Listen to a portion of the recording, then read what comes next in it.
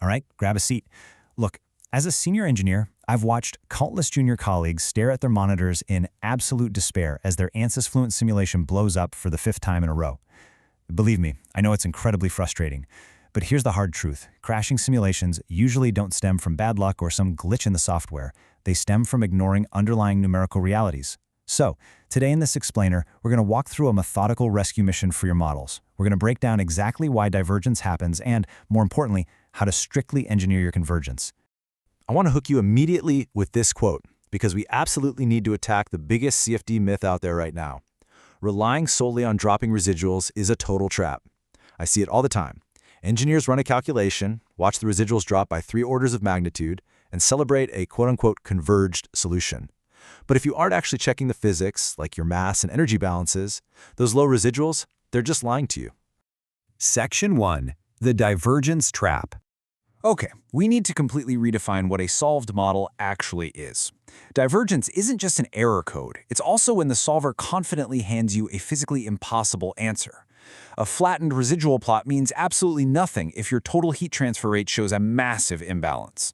True convergence is only achieved when your net imbalances for mass and heat fall under critical thresholds. We're talking usually under 1% of the smallest boundary flux, and when your integrated quantities actually stabilize. Moving on to Pillar 1, Mesh Quality Failures.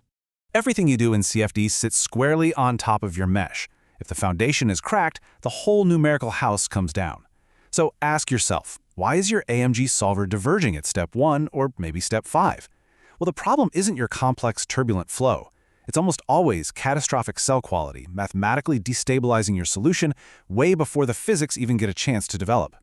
You can see the difference right here between a beautiful, ideal, equilateral cell and a highly skewed version. You want your cells to look like those ideal shapes, not stretched out slivers. And when you're transitioning cell sizes near boundaries, use a proper hex core doubling sequence. Oh, and speaking of boundaries, here's a massive rookie mistake: placing your first cell so that your Y+ value sits under 30 while you're using standard wall functions. Standard wall functions rely on the log law region. If your mesh forces them to resolve the viscous sublayer instead, your physics are entirely invalid, just completely broken. Which brings us to the golden number and your ultimate engineering fix, 0.98. Check your maximum cell skewness in the report quality panel right now. If it exceeds this absolute rule of thumb limit of 0.98, do not hit calculate. Seriously, just take your hand off the mouse. Highly skewed cells destroy your accuracy and act as a massive catalyst for divergence. If you're running triangular or tetrahedral meshes, you really want to target a max skewness below 0.95 and ideally keep it in the 0.8 to 0.9 range. All right, Pillar 2. Boundary condition blunders. This is a classic. I constantly see solid models ruined right here, specifically when dealing with conjugate heat transfer, or CHT, where conduction in a solid meets convection in a fluid. Take a look at the coupled option in the thermal tab. When you bring in a mesh with adjacent fluid and solid zones, Fluent automatically generates a wall and a wall shadow pair. To actually allow heat to pass between them, checking this coupled option is absolutely mandatory. Let's quickly compare the two states. With coupled walls, the solver calculates the heat transfer directly from the solution in the adjacent cells. It's fully interactive, just like reality. But if you manually uncouple these walls by selecting heat flux or temperature instead, you are severing that physical link. You're basically telling the solver to treat those domains as completely independent. Uncoupling creates 2 totally separated boundaries. If you apply a specific heat flux or fixed temperature to one side, it effectively insulates them from one another. You've essentially built a perfectly insulated, invisible barrier right between your fluid and your solid. The symptom? Your energy balance will be completely trashed in your final flux reports. So, your engineering fix is to always double-check that your wall and shadow pairs are set to coupled. Next up, Pillar 3, Precision and Physics. Let's talk about how this ties into the solver's underlying numerical precision. Now, back in the day, engineers used single precision to save memory. Today, that is a total false economy. I recommend always using double precision, but it is strictly non-negotiable for these specific applications: conjugate heat transfer, multiphase flows like VOF, or geometries with really disparate length scales, like long, thin automotive manifolds. Without double precision, your truncation errors just stack up, and boundary information gets completely lost. The symptom? Your solution will stall out or just straight up diverge. Finally, Pillar 4, Stability and Convergence. This is all about how to babysit a highly unstable transient startup. Sometimes your mesh is beautiful, your physics are set up perfectly, but the initial mathematical shock is just too violent for the solver. If your symptom is residuals rising rapidly right out of the gate, your fix is to immediately drop your density explicit CFL down to the 0.1 to 0.5 range. You're forcing the solver to take smaller, more careful steps.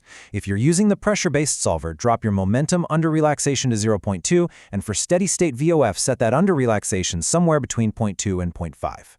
So when you face a really challenging startup, just follow this methodical sequence to stabilize the run. First, lower the CFL to that 0.1 to 0.5 range. Second, if you're hitting temperature or pressure limits and seeing those red warnings in the console, use the text command to enable divergence prevention.